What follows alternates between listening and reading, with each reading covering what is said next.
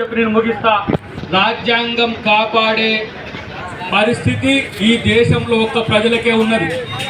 ఆ కాపాడే హక్కు మీ ఓటు రూపంలో ఉన్నది. డాక్టర్ బాబాసాహెబ్ అంబేద్కర్ చెప్పినట్టు మీ పవిత్రమైన ఓటే ఈ దేశంలో హిందూ ముస్లింలు కలిసి ఉండడానికి అవకాశం ఇస్తుంది. మీ పవిత్రమైన ఓటు హక్కే ప్రజాస్వామ్యాన్ని కాపాడుతుంది. ఈ పవిత్రమైన ఓటు హక్కే ఈ దేశ రాజ్యాంగాన్ని కాపాడుతుంది. కాబట్టి ఆలోచన చేయాల్సిన అవసరం ఉన్నది. నేను అంటున్నా, మా శ్రీధర్ రెడ్డి లాంటి వాడు ఒక్కడు అసెంబ్లీలో ఉన్నా మేమందరం వస్తాం తనకు తోడుగా. ఈ పక్క రాష్ట్రం నుంచి, తెలంగాణ నుంచి ఒక్కడు శ్రీధర్ రెడ్డి లాంటి వాడు ఒక్కడున్నా చాలు, మేము అండగా ఉంటాం.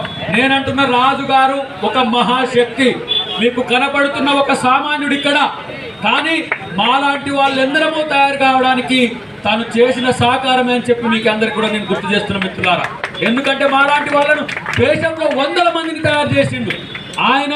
ఎక్కడ పొదుపు లక్ష్యం ఎట్లా తయారు చేసిండో, ఇందిరాక్రాంతికి మూలం ఇక్కడ ఎట్టబడ్డదో, సారా వ్యతిరేక ఉద్యమం ఇక్కడ ఎట్టబడ్డదో, దేశంలో వివిధ రాష్ట్రాల్లో తన యొక్క ఆలోచన విధానం ఉండి, బాబాసాహెబ్ అంబేద్కర్ ఆలోచన విధానంతో ఉండి రాజ్యాంగానికి అనుకూలంగా పనిచేస్తూ సామాజిక న్యాయానికి తయారు చేసే ఒక కార్యకర్తలు దేశవ్యాప్తంగా తయారు చేసిన మహాయోధుడు.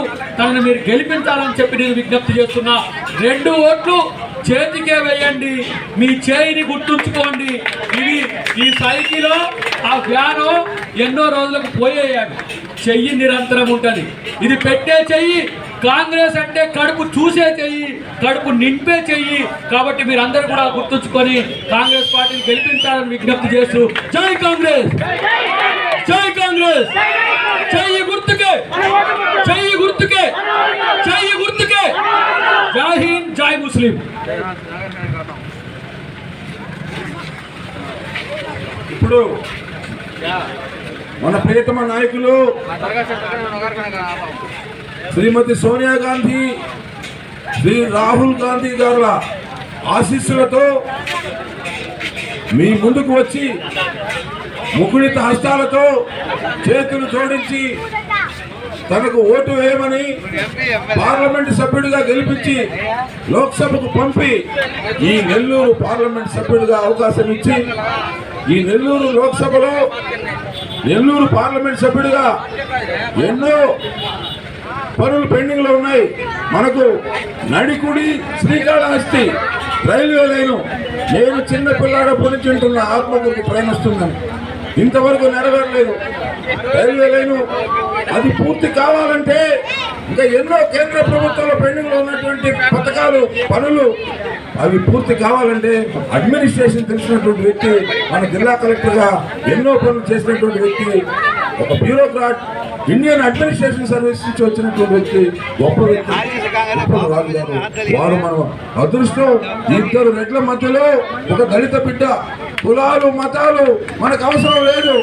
ఎవరు పరిపాలనా దక్షుడు, ఎవరికి పరిపాలన చేతవో వారిని ఎన్నుకోవాల్సిన ఆవశ్యకత ఎంత చెప్పి మనం గమనించాలి. ప్రతి ఎన్నికల్లో ఒక విషయాన్ని గుర్తు చేస్తున్న సోదరులారా, ప్రతి ఎన్నికల్లో ఆత్మకూరు నియోజకవర్గ గెలుపు ఈ ఏఎస్పేట మండలం, ఈ ఏఎస్పేట మండలం నుంచే ఈ మండలమే శాసిస్తుంది ఆ గెలుపు. ఒక్కసారి గుర్తు చేస్తున్నా, నా విద్యార్థి దశ నుంచి ఎం వెంకయ్యనాయుడు కూడా ఓడించినటువంటి చరిత్ర ఈ ఏఎస్పేట మండలానికి దక్కింది. నా మహమ్మదీయ సోదరులు, విజ్ఞత కలిగినటువంటి ఓటర్లు, అమ్ముడు పోయే వ్యక్తులు కాదు, మాట మీద నిలబడే నా మహమ్మదీయ సోదరులు, నిజాయితీకి నిలువుటతో ఒక్కసారి మీరు మళ్ళీ గతం పునరావృతం కావాలి, మళ్ళీ కాంగ్రెస్ పార్టీకి పట్టం కట్టాలి, హస్తం గుర్తుకు ఓటు వేయాలి, కొప్పుల రాజుగారి లోక్సభకు, శాసనసభకు నన్ను ఎన్నుకోవాలి అని చెప్పి మిమ్మల్ని వేడుకుంటూ అభ్యర్థిస్తూ ఇప్పుడు కొప్పుల రాజుగారు తన సందేశాన్ని ఇస్తారు. సోదరులారా, सलाम अलैकुम। नेल्लूर जिला कोने कोने से आए हुए भाइयों बहनों, मैं आप सभी को हार्दिक मुबारक देना चाहता हूं। आप सभी को याद है, राहुल गांधी जी ने कन्याकुमारी से कश्मीर तक भारत जोड़ो यात्रा किया। मैं भी राहुल गांधी जी के साथ मैं भी भारत जोड़ो यात्रा में शामिल हुआ। मैं देखा राहुल जी पूरा देश में एक ही इश्यू पर भारत जोड़ो यात्रा का फोकस किया। ये है हिंदू और मुस्लिम के बीच में मोहब्बत होना। इसलिए राहुल गांधी जी का नारा मैं आपको याद दिलाना चाहता हूं, नफरत का बाजार में मोहब्बत का दुकान खोलने के लिए मैं आया। राहुल जी ये कहा ये देश नफरत का बाजार हुआ, मैं कांग्रेस पार्टी से ये देश में मोहब्बत का दुकान खोलने के लिए आया। केवल